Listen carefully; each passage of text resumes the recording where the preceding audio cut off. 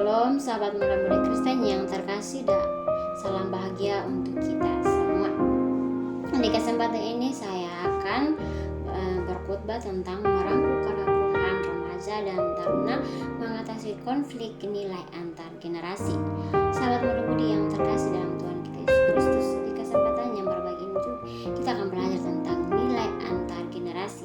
Nah teman-teman, apa sih nilai antar generasi? Jadi nilai antar generasi ini merupakan masalah yang terjadi pada generasi muda dan generasi tua. Orang tua di zaman 90-an akan berbeda dengan anak-anak yang lahir di zaman modern, terutama di zaman milenial ini.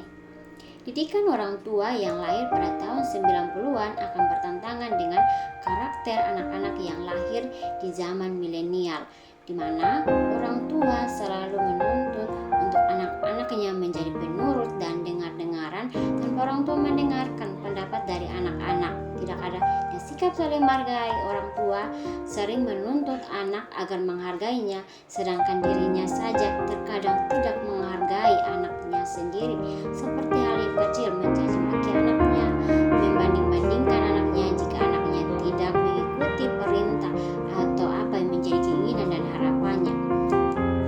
Jadi akibat dari keegoisan ini antara orang tua dan anak sering mengakibatkan atau timbulnya masalah antara orang tua dan anak.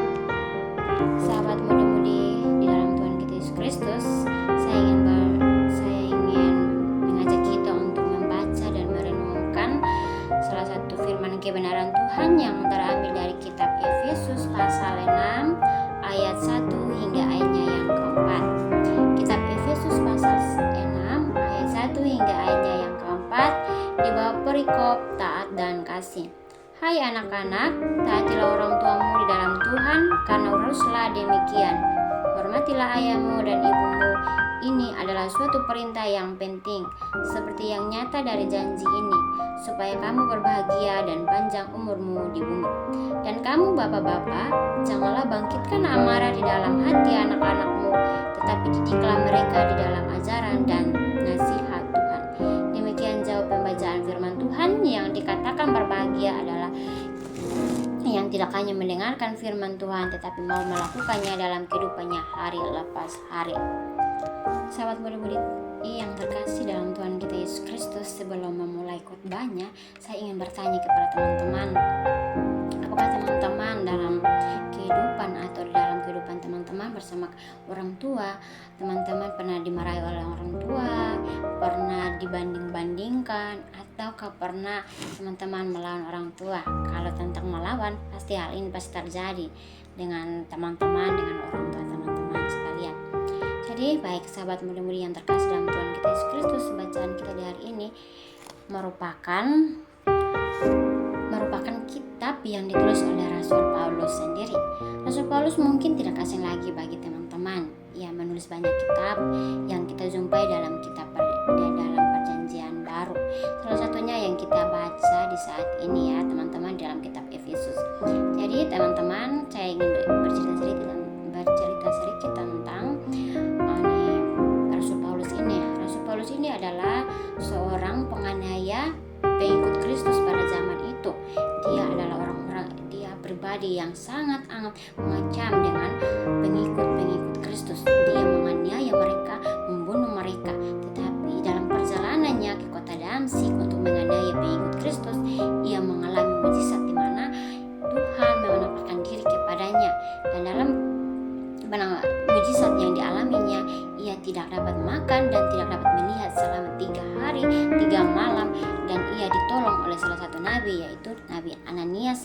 Dan dari situ kejadiannya, ia tidak menjadi penganiaya Kristen, tetapi ia menjadi penginjil yang begitu luar biasa, yang salah satunya kita baca pada saat ini. Jadi teman-teman, kita kembali ke bacaan kita, di mana Rasul Paulus menulis bacaan kita di hari ini bertujuan untuk menekankan tentang pentingnya ketaatan anak kepada orang tua di dalam Tuhan dan tanggung jawab sebagai orang tua dalam mendidik anak-anaknya di dalam ajaran Tuhan. Dan sebagai anak, kita juga harus menghargai orang tua kita. Bukan saja ajaran ini tentang orang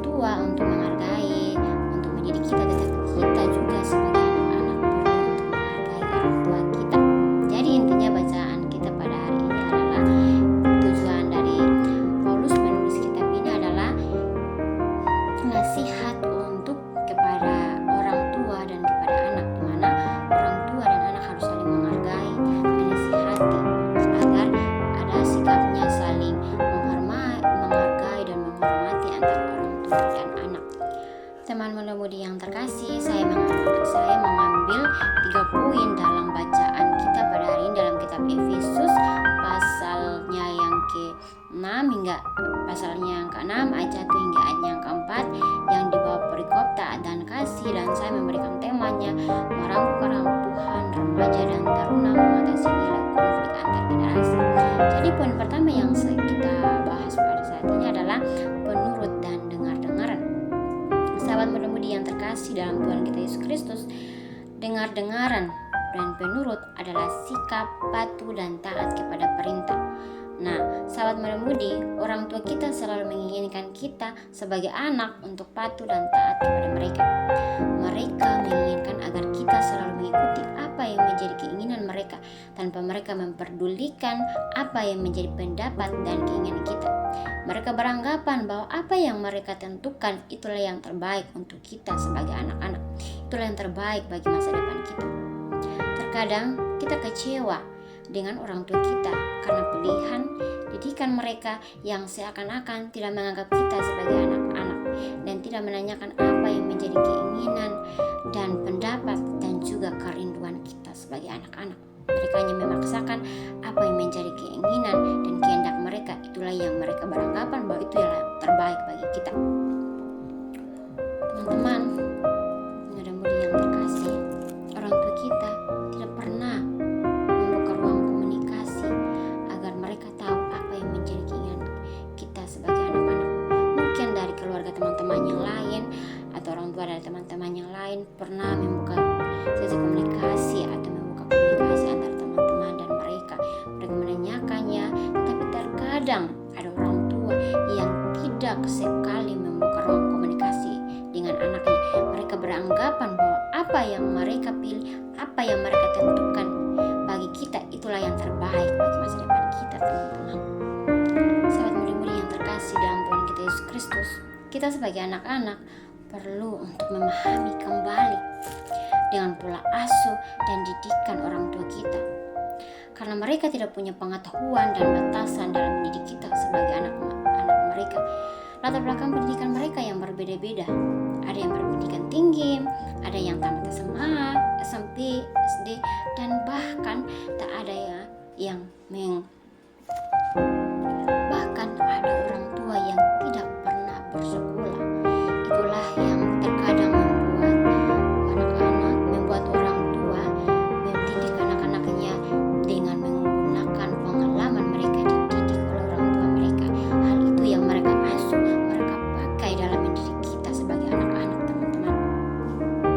Mereka beranggapan bahwa apa yang mereka dapat itu yang mereka terapkan, karena itu yang dapat membentuk mereka menjadi pribadi dan menjadi orang tua yang menjadi orang tua yang terbaik bagi kita. Sahabat muda-mudi yang terkasih, terkadang dan tak jarang bagi orang tua terkadang menggunakan kekerasan fisik untuk dalam mendidik anak-anaknya. Mereka beranggapan bahwa di ujung tombak ada emas. Sahabat muda-mudi yang terkasih dalam Tuhan kita Yesus Kristus, kita sebagai remaja-remaja Kristen yang baik, kita perlu mempelajari kembali menjadi penurut dan dengar-dengaran terhadap orang tua kita. Mungkin hal itu yang kita alami. Sahabat muda-mudi yang terkasih dalam Tuhan kita Yesus Kristus, kita sebagai remaja Kristen, kita harus selalu menjadi penurut dan dengar-dengaran terhadap orang tua kita. Kita harus menjadi remaja Kristen yang selalu takut akan Tuhan, penurut, dengar-dengaran kepada orang tua kita, karena mereka merupakan wujud Allah yang nyata dalam kehidupan kita. Sebagai remaja dan anak-anak, kita jangan hanya untuk menuntun dan mengerti, tetapi kita juga perlu untuk mengerti orang lain, terutama dengan orang tua kita, dan patuh kepada mereka, karena orang tua selalu menginginkan yang terbaik untuk kita sebagai anak-anak mereka. Itu adalah poin pertama yang kita pelajari dalam bacaan kita. Poin kedua yang saya ambil yaitu hilangnya sikap saling menghargai antara orang tua dan anak. Hilangnya sikap saling menghargai antara orang tua dan anak. Sahabat muda-mudi yang terkasih di dalam Tuhan kita Yesus Kristus, menghargai adalah sikap saling menghormati antar sesama tanpa memandang siapa, status, dan latar latar belakang kehidupannya. Sikap menghargai ini semakin hilang, teman-teman, akibat dengan perubahan fenomena yang terjadi dalam kehidupan zaman ini. Hal yang pertama itu seperti pengaruh media sosial. Hal yang pertama ini sering kita temui. Anak-anak di zaman sekarang selalu mengutamakan gadgetnya. Kita sebagai muda-mudi terkadang lebih menghargai handphone kita ketimbang menghargai orang tua kita. Orang tua sering memarahi kita karena kita lebih menghargai handphone kita ketimbang kita mendengarkan orang tua kita. Bahkan tak jarang ada remaja Kristen yang saat orang tua mengajaknya untuk berbicara selalu mengabaikannya dan lebih mengutamakan HP-nya. Tuhan tidak pernah menginginkan kita sebagai anak-anaknya untuk melawan dengan orang tuanya, terutama orang tua kita. Hal kedua yang mengakibatkan kita adanya atau hilangnya sikap saling menghargai, yaitu pergaulan bebas. Sahabat muda-mudi yang terkasih dalam Tuhan kita Yesus Kristus, pergaulan bebas merusak moral anak. Dengan pergaulan, kita dapat berubah yang dulunya penurut dan taat, berubah menjadi pribadi yang suka melawan orang tua kita, yaitu yang dulunya disuruh satu kali, yang sekarang karena pergaulan akibatnya adanya pergaulan dengan sesama kita disuruh selalu berulang-ulang kali untuk kita melakukan apa yang menjadi perintah, apa yang diperintahkan orang tua kepada kita. Sahabat muda-mudi yang terkasih, kita sebagai anak-anak perlu memahami hal ini. Kita tidak boleh mengadopsi, boleh kita mengikuti perkembangan zaman, tapi kita tidak boleh menghilangkan nilai-nilai yang ada dalam kehidupan kita. Itu kita tidak boleh adanya sikap saling tidak menghargai dalam kehidupan kita. Sahabat muda-mudi yang terkasih, dalam ayat yang kedua dan ayat yang ketiga ini mau mengajarkan kepada kita, menekankan kepada kita sebagai anak-anak Tuhan harus menghormati orang tua kita agar kita mendapatkan berkat yang berumur panjang dan bukan melawan dan tidak menghormati orang tua kita. Seperti orang tua berbicara dengan kita lebih mengutamakan handphone kita dan lebih tidak peduli dengan mereka, melawan dengan mereka. Teman-teman, itulah poin kedua yang saya bahas di hari ini.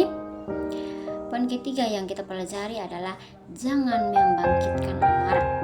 Sahabat muda-mudi yang terkasih dalam Tuhan kita Yesus Kristus, orang tua kita sering membuat kita marah dengan apa yang kita minta, kita inginkan tidak dikasih karena dengan berbagai alasan.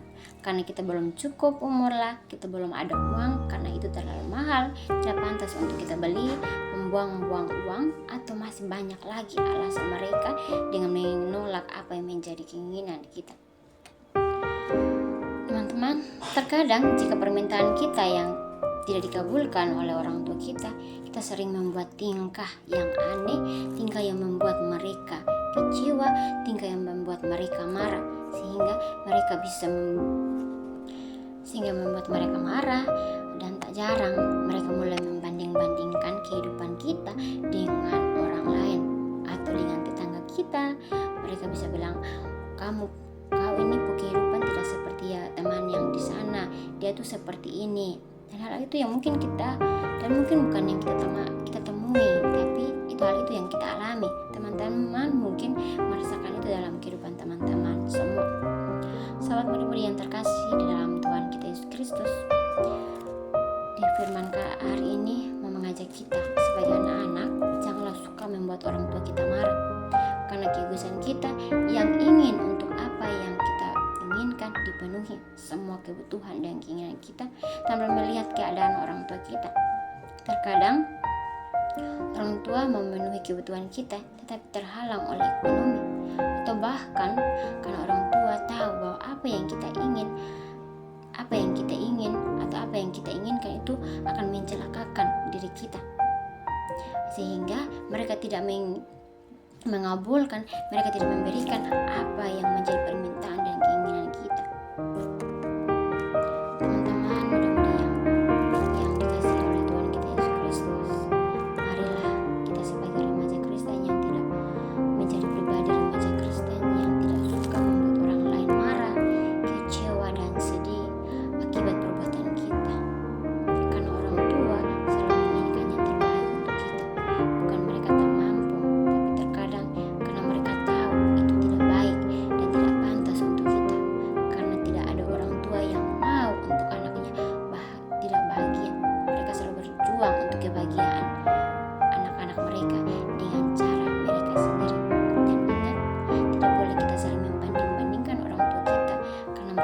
selalu memiliki cara mereka sendiri dalam mendidik kita sebagai anak mereka. Sahabat muda-mudi yang terkasih di dalam Tuhan kita Yesus Kristus, marilah kita sebagai anak-anak selalu patuh dan taat kepada orang tua kita dan juga menghormati orang tua kita di dalam kehidupan kita, karena mereka merupakan wujud Allah yang nyata dalam kehidupan kita, karena kita akan mendapatkan berkat berumur panjang sebagai remaja.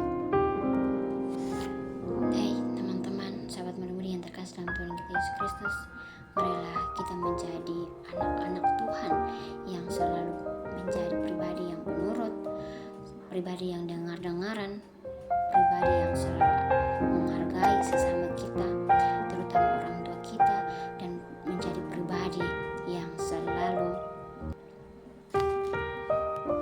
menjadi pribadi yang tidak suka membangkitkan amarah, tidak suka membuat orang kecewa, tidak suka membuat orang sakit hati karena keegoisan dan keinginan kita. Oleh sebab itu, marilah kita menjadi pribadi anak-anak Tuhan yang mencerminkan kehidupan Kristus sebagai tiang harapan dan tiang kehidupan kita. Sahabat muda-mudi yang terkasih, sekian renungan singkat dari saya. Semoga apa yang saya bagikan boleh bermanfaat bagi teman-teman. Baik, sebelum kita menutup renungan kita, mari saya tutup dan mari kita berdoa untuk apa yang kita pelajari dari ini boleh kita tanamkan, boleh kita lakukan dalam kehidupan kita hari-hari. Mari kita semua satu di dalam doa. Mari kita berdoa. Allah Bapa di surga, Bapa yang maha murah dan Bapa yang makasih. Bapa, kami mengucap syukur atas tuntunan kasih Tuhan yang telah memulai khotbah kami dari awal, pertengahan hingga berakhir dengan baik. Bapa di surga, kami mau mengucap syukur untuk firman kebenaran-Mu yang Engkau perdengarkan kepada kami pada hari ini ya Bapa.